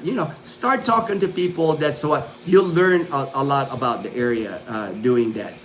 Here in the Philippines, it's not like in the U.S. where you can go to like the town, or the town office where they have flood plans, right? They got areas they got maps and shows you like, oh, this is a flood prone area. There's none of that here. There's none of that here. Here, you're gonna find, when you ask people, does it flood here or what's the areas that flood here? They're just basically gonna tell you, well, the last time typhoon came, it flooded there. You'll find out just by secondhand information. And then for some reason, maybe it's all that corruption with the flood control. I am seeing more flooded areas in the Philippines. It could be because of those flood control projects are so horrible that they just, instead of helping control the flood, they've made it worse. Because I have been seeing more areas being flooded here in the Philippines this past couple of years. Like that Cebu City flood that happened, with this typhoon. I don't recall Cebu City being flooded like that. I don't recall many times areas in Cebu City being flooded like that. So I'm kind of curious, like, why is it happening now? Before it wasn't happening. So, like I said, maybe some of the flood control projects, the shady projects that people are doing, instead of helping, it's not helping control the flood. I was in Jacksonville, Florida for a few days. Yes, Daniel? Daniel said Jacksonville, Florida. That's where he's at. Hello from Virginia Beach, Virginia. Glad you're, yes, thank you. I can't read that. Danger. Thank you. Fortune, good AM, OB, before you build, get the title, right? Get the title. That's another thing, because like here, especially here in our province of Aklan, I don't know about other areas, but here in Aklan, there's this thing called like tax declaration here. It's not even a title to the land. People sell stuff here using a tax declaration form, and to get a title, that's a whole lot of process here. I mean, Alan can tell you this: to get a title for your property here that you inherited, you bought, or whatever. Dazzle went through that with a title for the land that we bought at Katiklan. It's a nightmare. It's like a nightmare. You got to go through like the DENR, Department of Environmental. You got to go to the regional court. You got to figure out if somebody's like filing a case against that land. You got to go to like the deeds, the title. I mean, there's just so many bureaucracy, so many offices, government offices. You got to check if there's taxes, there's a lien, if the land owes taxes, you got to go to the BIR, you got to pay. I mean, it's a nightmare. Alan can tell you that because he had to go through the process about a title for the land they own here in Aklan. So even that, the title alone, you're already, it's already going to drive you nuts on the title, let alone build. And building a house here in the Philippines is not the same as building a house in the U.S., where you can hire a contractor, a builder, or whatever. Here, usually, and I know in the province, maybe in Manila, maybe where Fortune lives, they got construction companies.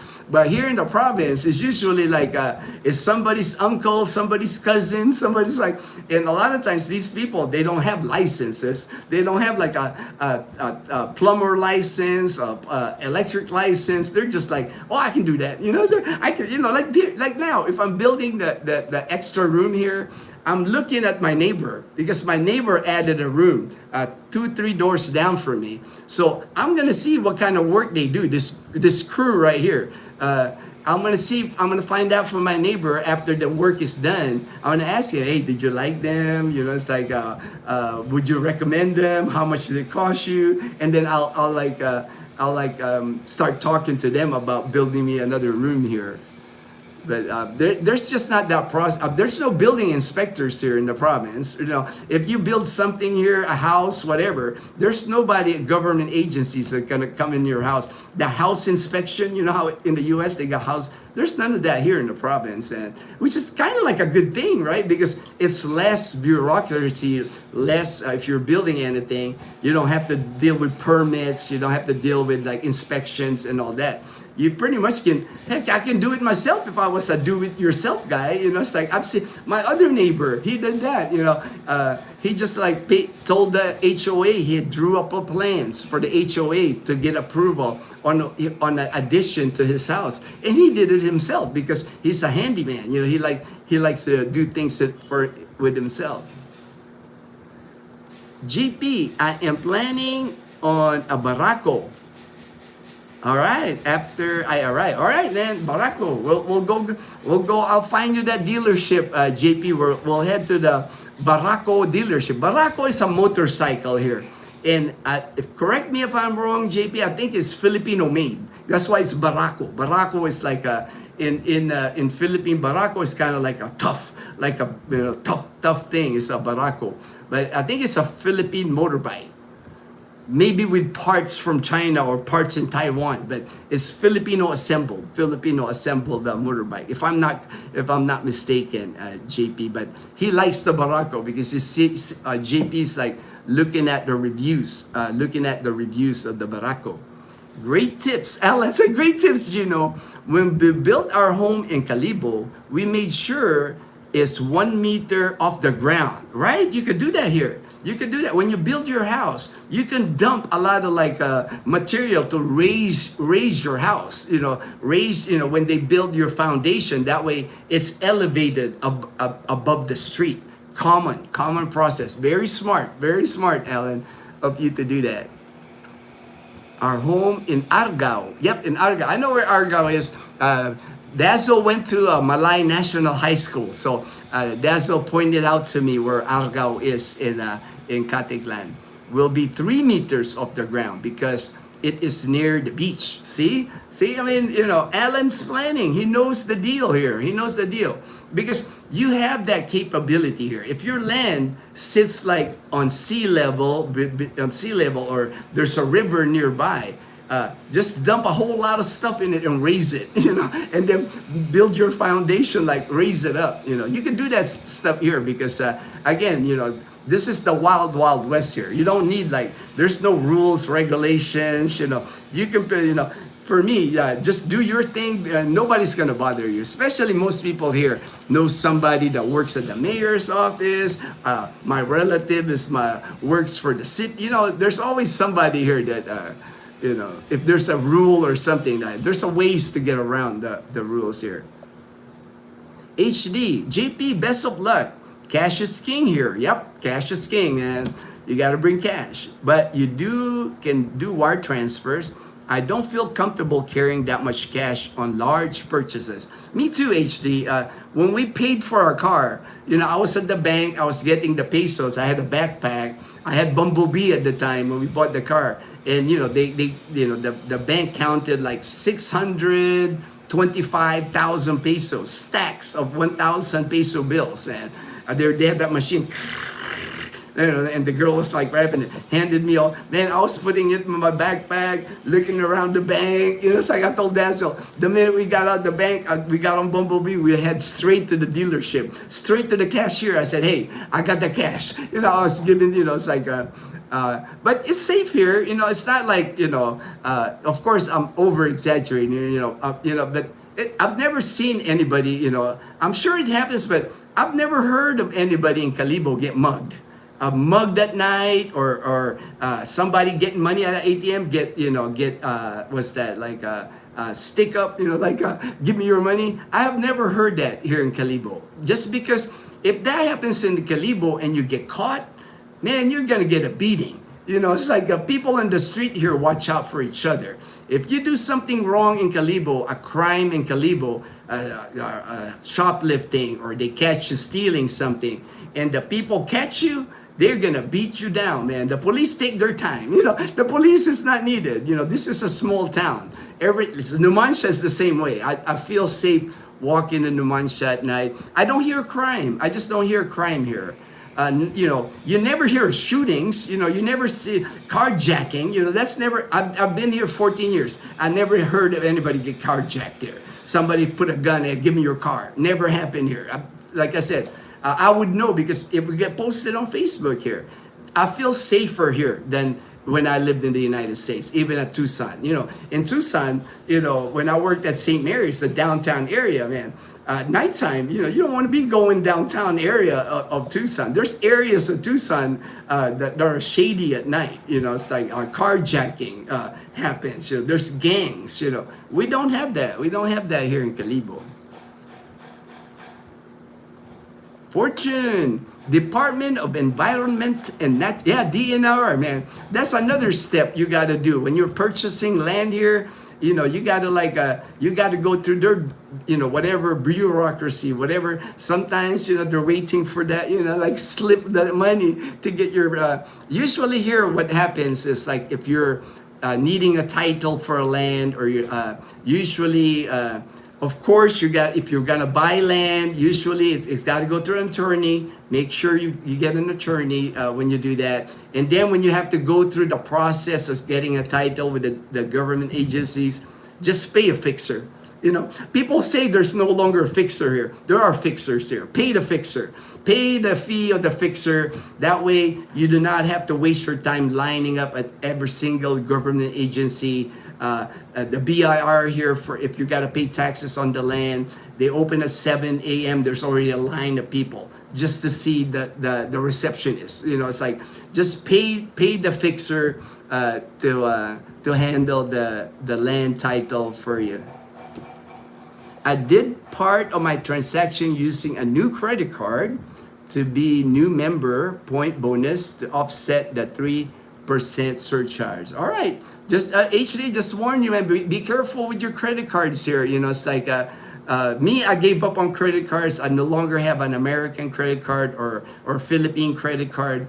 Just be careful, man. It's like I've known people here that their numbers get stolen here, get used a credit card here. So I did a cash transfer to Gino for my apartment deposit. Worked fine. Yep, best way, man. You can trust me with your money. I'm not gonna steal your money. I have no reason to steal anybody's money. JP sent me the money so I can conduct the transaction with the landlord. So easy peasy, easy peasy. Usually the architect, engineer, electrician have licenses. The rest are just craftsmen who can do the job. All right, Fortune. Here, I don't know if that exists. I know usually there's a foreman in charge of the operation. But You don't even need an engineer. Yeah, I never used an architect here. I know my neighbors never use an architect to build anything. They just draw what they want. I know I'm not going to hire an architect. You know, definitely not going to hire an engineer just to add a room. Usually, like I said, it's one of these guys on motorbikes. Hey, how much? Build me a wall, a door, a thing. You know, you just tell them what you want to build, and then put this here. You know, do a drawing, and they say, "Oh, I can do that, Kuya." You know, they'll tell me, "I can do that, Kuya." And then they bring in their crew. You know, there's one guy looks like the foreman in charge of the group, and then he'll bring like 4 or 5 guys with him. You know, and then I have to provide food. I usually like, you know, if they're working in my house, I'll provide them lunch. I'll provide them merienda. You know, that's kind of like courtesy here in the province. Tootie Hood Farms, Tootie. Hey, Tootie, Shane, my good friend Shane. I got your message, man. I'll answer you back once the live stream's over. Thank you. Checking in on me, Shane. Then use direct wire transfer to the dealership's bank. Oh, nice. Good. Fortune. So HD, you got your vehicle already? The money I used to purchase the vehicle was from the value when I sold my cars. Oh, nice. Kawasaki Barako. I know they're very popular here, JP. A lot of the tricycles here use Barako, the Kawasaki Barako. You look like Adam Sandler. Oh man, I get compared to a lot of people. Normally people call me Gus Fring. I look like Gus Fring. Now I look like Adam Sandler. All right. Yes, for sure. Get it right after getting my local driver's license. Good morning, Gino. Journeys in Bohol. All right. We survived Tino with no damage, but power still out and internet still down. Wow. Yeah. Our electricity came back sometime during the night. When I woke up this morning, we had electricity already. Hello, everyone. Hey, Edgar. Do you have electricity in Kalibo, man? Greetings, Edgar. Did La Casa have electricity already, Edgar? Oh, that's right. Edgar, Mom just said Edgar stayed at the Marson Hotel because probably generator at Marson Hotel. Fortune, I took your advice. It works best. I hired a driver. Yes. Edgar's got his personal driver. He's got a Tamarao, like the Toyota Tamarao. The driver drives, so he doesn't have to use the tricycles now. You know, he can travel all over Kalibo, anywhere he goes. He's got a personal driver.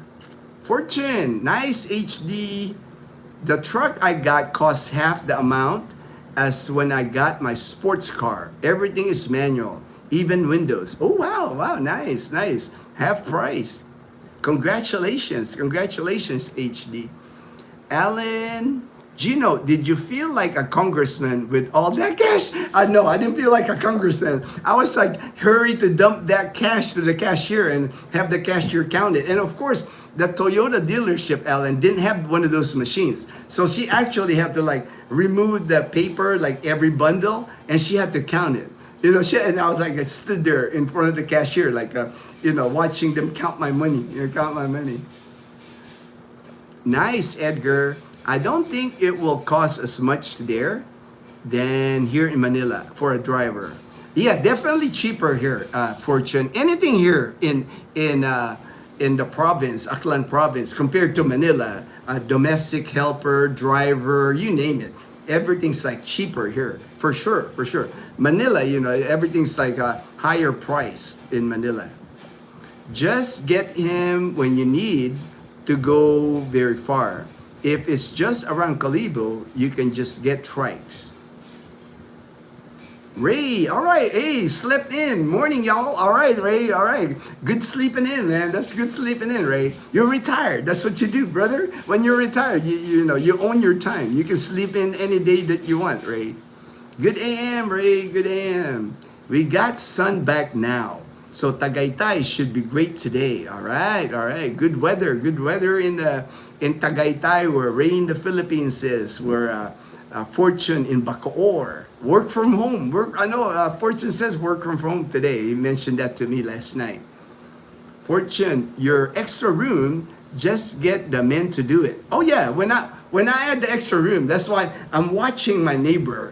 Once they completed the project at my neighbor's house, I will ask my neighbor how it went, how much it cost. That way, when I negotiate my price for the room build here, they're not gonna like jack the price up on it, because my neighbor will. I know exactly how much my neighbor will pay them. Bruce, we finally had to hire someone to go back and forth to the government agency. It was wearing us down. Yes, right, Bruce? That's what I tell people. I know people say there are no fixers. It's illegal. Fixers are illegal with government agencies, but they exist. They exist. If you're dealing with land title, tax declaration, whatever that process is, don't do it yourself. It's gonna just drive you nuts. It's gonna be stressful. Pay the money. Whatever the fixer tells you how much it is, it's worth it. Trust me. You're gonna thank me. You're gonna thank me if you're dealing with getting a title for your land here. If you buy a land and a title on the land, just hire the fixer. Pay the money. Pay the money. If you can afford the land, you can afford the fixer. Because if you try to do it yourself, standing in line at the different government agencies, they're gonna go to this agency, go to this agency. Oh, that's not available today. You got to come back. It's gonna be Dazzle went through that. So, and I knew Dazzle got stressed. I was like, I kept telling Dazzle, we'll just pay somebody to do it for us. And he'd go, no, I can do it myself. I can do it myself. I want to learn the process. But at the end, Dazzle was like, can we pay somebody? Can we pay somebody to do this? Philippines being prone to natural disasters, typhoons, earthquakes, and fire. Fire insurance. The only time insurance here for property is mandatory is if you have a mortgage. Like me on this house at Camellia, I have a mortgage. I still have 4.5 years on my mortgage here. I have to carry mortgage insurance and I have to carry property insurance. But if you own a home outside a subdivision, like on your own land, you don't have to carry anything. It's your loss. If you lose it, you lose it. It's like there's no requirement. There no fire insurance, no. That's why I'm saying, here you don't have all the rules and regulations. It can be good and bad for your protection, but here, it's not a mandatory. Hey, good morning, Gino. Beautiful sunny morning. Oh, the sun is not up here, but it's not raining. But it is a beautiful morning. I'm still enjoying the morning here. Is it a beautiful morning, Mom? My mom said it's a beautiful morning. Mom is down here having breakfast, having coffee while I'm sitting doing the live stream here. Fortune, good morning, Ted and Bohol. All good there. Yes, that sounds like Ted. They're okay. Just no electricity. No electricity and no internet at Ted's house. Kim, hey Gino, I saw those 2 photos of you in the military. You look fly. All right, thank you, man. Appreciate that. Hey, I was 17. That's my graduation picture from basic training. I was 17 years old when I graduated. And my retirement, that was my retirement photo. That was the last time I wore a military uniform. That retirement ceremony, my commander, gave me an award, gave me like a medal. I was 37 when I retired. 17 when I joined, 37 when I retired active duty in the military. That was the last time I wore the uniform. I don't even have any uniform. It's like I gave away all my uniforms, BDUs, boots, service dress. I didn't keep any military memorabilia. To me, that's my past. That's my, once I'm done with things, I move on to the next. I'm not one of those I gotta lug around all the memorabilia, plaques, shadow box, uniforms. I don't. I do not have a single thing.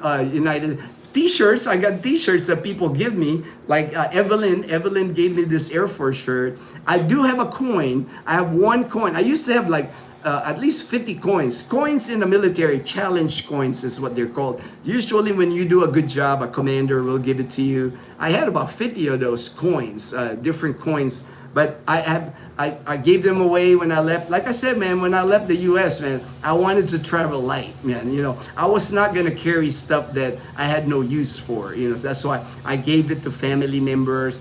Some my family members were happy because I had like the camouflage gear. You know, people like to wear that. Even my camouflage, with my last name on it, U.S. Air Force on it. I said, hey, I had like a Gore-Tex jacket with a hoodie. Maybe I should have kept that one. But I gave it all away. I was like, man, here you go, man. I'm not bringing this stuff to the Philippines. But I do have one coin. My friend Joel, he's retired Air Force. On his last vacation here in Calibo, he handed me a coin, and I was like, "Wow!" I got it in the drawer here, but it's buried with all of Leanna's stuff. These drawers here, man, they're like full of Leanna's stuff. When I look for things in this drawer, I don't want to look. I don't want to look. Leanna's got all this junk drawer. Leanna's junk drawer. I have to share a drawer with Leanna. But thank you, Kim. I look fly, right? I look fly. All right, thank you. I don't think I've ever been called I look fly. That's the first ever I've heard that I look fly. Are not mandatory. But if you property is mortgaged with bank, yes, yeah, that's exact. Because I know my house is mortgaged, so I have to carry insurance, which is not expensive. My property insurance here it's about $100 a year for property insurance for fire damages to the house. And my mortgage insurance, that's if I die, whatever left on my mortgage is paid off. It's even less. It's like $80, So, and it decreases every year because I owe less every year. I'm owing less and less. Like I said, I only owe like 4.5 years on this house. We do, but I stayed. Oh yeah, Mom told me that you stayed at Marson Resort. It's like Edgar didn't want to suffer through the power outage, so he stayed at a resort. And I'm sure they had generator. Edgar, last night in case it didn't come back on. All right, Edgar. But if you are paying him monthly, then he is at your call at any time. Yeah. Yes, his car. Yep, it's his car. I'm sure Edgar's got a good arrangement with what's his name, Mom? Edgar's driver. Renz. Yeah, I met him. I met him at the party when we had the resort party in New Washington. Good guy. I can tell he's a good guy. Edgar found himself a good driver. I'm having the garage roof fixed in 2 weeks, so I have asked my driver to look for men to do it. Yeah, that's how it is here. Fortune. If you want something added to your house, fixed in your house, it's usually by word of mouth. Usually I go around my neighbors here. Hey, Kuya Rex, or who did you use to get this done? Oh yeah, I used this guy. Gives me the number. Like now I have a guy, like a do-it-yourself guy, Lelong. I got him from my friend Brian. He did Brian's house in Lezo. So Lelong's my do everything in my house, repair plumbing, electricity, whatever I need to do in the house. I just message Lelong, and Lelong comes here. We talk about it, how much you think it's gonna cost, and he takes care of everything. I just give him money. He buys whatever equipment he needs. He fixes it, and I'm done. It's like I'm not a do-it-yourself kind of guy. I'd rather just pay someone to do it right. It's like I'm not good with doing things around the house. My friend Gray gives me a hard time because I do not own a toolbox. And then Gray's like, what, Gino? You don't own a toolbox, man? I might have a screwdriver in the drawer here, but I don't own tools. I'm not a tool guy. There's enough people here that don't cost a lot of money, that can do things for you. Scuba Steve, good morning, Gino and family. Scuba Steve, all right. You and Michael White, just keep enjoying your time together, brother. I know you guys are having a good time.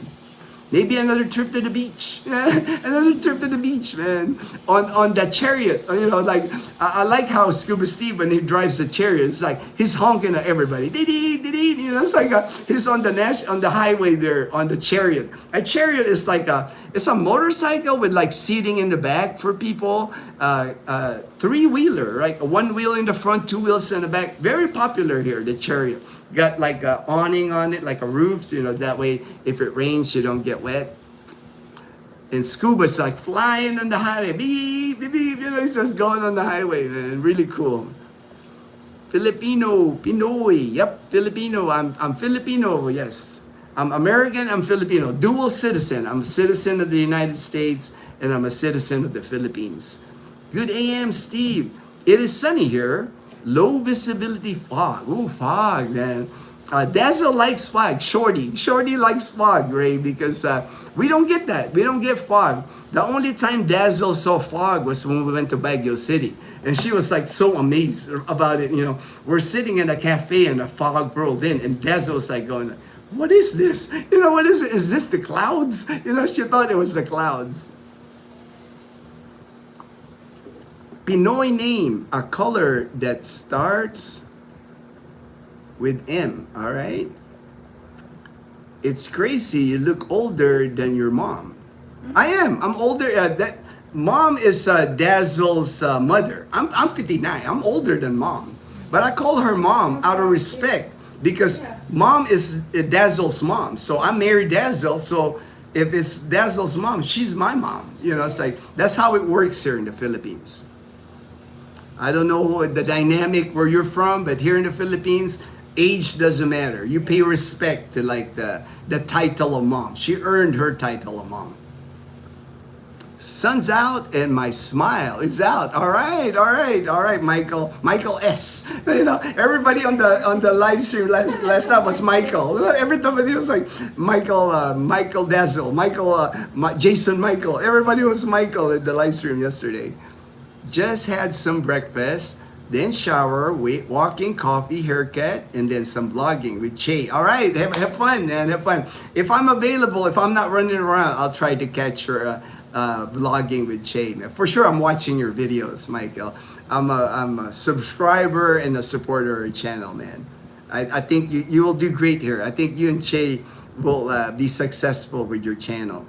Great day ahead. All right. JP, Gino would probably have a toolbox if he was retired Army or Marines. I bet. That's how it is. Because Gray is retired Army. So he got tools, Gray got a lot of tools. But, Air Force, man, it's like, we didn't really, even when I was in the military, I never really worked with tools, Our tool in the military was a laptop. So that's my tool in the military during my career. I was always in front of a computer or a laptop. I'm a do-it-yourself guy, but injuries make it now hard to do. On the bright side, I can still draw schematics and plans. All right, HD. Fortune, that's correct. Gino on mom. How old is mom? How old are you, mom?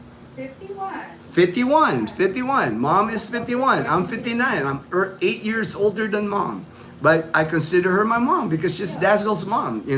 To me, here it's about respect. People, age, whatever. Like Leanna. Leanna is 12 years old. She's got a nephew that's 13. The 13-year-old calls Leanna tita, auntie. Because that's how it works here. It's like, I don't know how it works where that guy's from, but here in the Philippines, we respect the title. Mom has earned her title of mom, so I call her mom.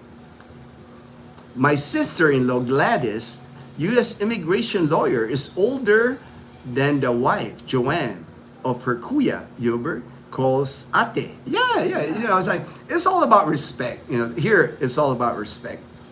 I am even older than mom. I am 53, and we'll call her mom. Right, Fortune? See, Fortune, when he visits us, Fortune's older than mom, but when they speak together, Fortune, out of respect, will call her mom. That's how it works here in the Philippines.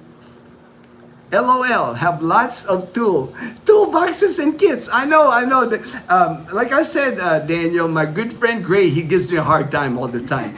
Gino, you gotta get, I'm gonna buy you a toolbox. I'm gonna buy you some tools. I said, I told Gray, dude, what am I gonna do with tools? I'm not gonna use it. You know, it's like if something breaks here, I'm like, I almost speed dial. Hey, Lelong, come over, man. I got something for you to fix. You know, it's like, but my friend Gray, he's retired Army, so he owns a lot of tools. He owns a lot of tools. I have 3 toolboxes and 3 totes of tools to get rid of still. See, JP got, you know, it must be like an Army Marines thing about these tools. Air Force guys, you know, we just, you know, like I said, our main tool in the Air Force was a laptop. You know, I sat in front of a laptop, a desktop, you know, computer for most of my career in the Air Force. All right. I got to the end here. Thank you very much for joining the live stream. I'm cutting it out here. Usually James from James and Karen's Adventure, he starts the live stream right after me. So look for him. You know, he might go online, wait for the message, wait for like James and Karen's Adventure that they're online. Good morning. Wow, good morning. I can't believe I made. All right, Belus. Hey, man, I was about to like end the live stream, but I'm glad you made it, and I'm glad everything's safe with you guys. I knew you would be safe because Belus is well prepared for. He's in Leyte, but his house is like built correctly. He's got plenty of provisions, so I was not worried about Belus at all. I knew he could survive anything. Hey, my good friend Rick, Far East Rider Rick. Glad to see everyone in Aklan was spared. Yes, we were blessed here in Aklan, man. It's like it could have been a lot worse. I mean, I hear there's some damage. There's some power lines down. HD had mentioned. James and Balete still don't have electricity down power lines, but you know that's nothing. You know, things can get repaired. You know. It's life that's like, you know, that's what I pray for people in Cebu. You know, loss of life is always like tragic. You know, things can get repaired, houses can get repaired, power lines can get repaired, but loss of life, you know, that's something, you know, people, you know, that's go through that. That's just so tragic.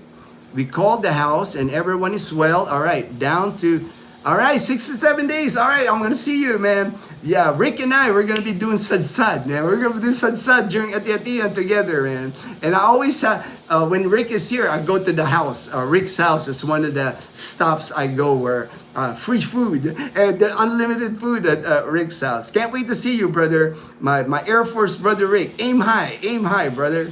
Bye-bye, Belus. Bye-bye, John, JP. After my last day of work, co-workers are coming to take whatever tools they want. All right, that's a good way. That's a good way to get rid of your tools, man. First come, first serve. See ya, Kuya. All right. Isaiah, buddy. All right, take care, Isaiah. Belus, God bless, Belus, God bless. Bye all, great fun. All right, thank you, JP. Good AM, Belus, all there. All right, everyone. Belus, God bless everyone. Everyone, please stay blessed. Have a good day, good evening. Just enjoy your day. Take care, everyone.